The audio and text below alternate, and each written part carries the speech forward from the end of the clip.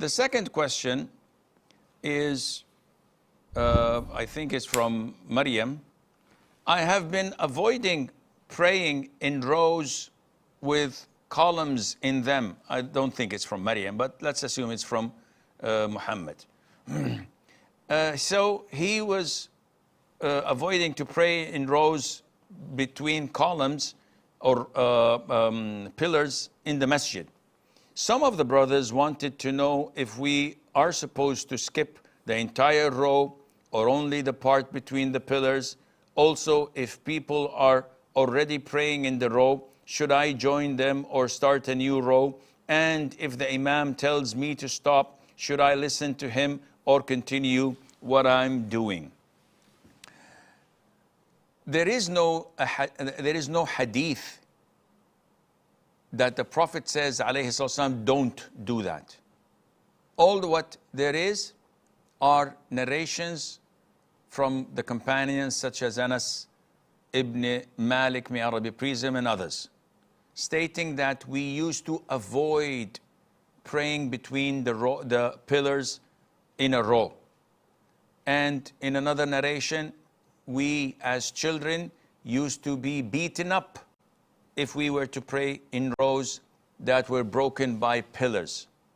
But there isn't nothing attributed to the Prophet ﷺ. Nevertheless, when the companions say and narrate that we used to do this at the time of the Prophet ﷺ, this has the ruling of the Prophet ordering them, or at least seeing it and approving it. So the ruling, according to the majority of scholars, is that one must not pray between the pillars or when there are pillars dividing the row. And they should skip the entire row so that the whole row is complete. Unfortunately, some masjids have many pillars that divide the rows. Sometimes it means that we've skipped like 50% of the rows, which means that 50% of the space in the masjid would be vacant due to these pillars. And nevertheless, we should do that unless the masjid becomes packed and there is no space.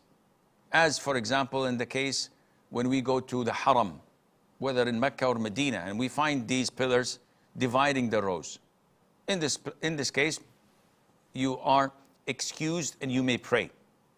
Or in the case that I come to a masjid and I find half of the row already started between pillars, I should join them and not skip the row and pray on my own, because that would be dividing the ummah for no apparent reason. And if there is a sin, it's upon those who started the row in the first place.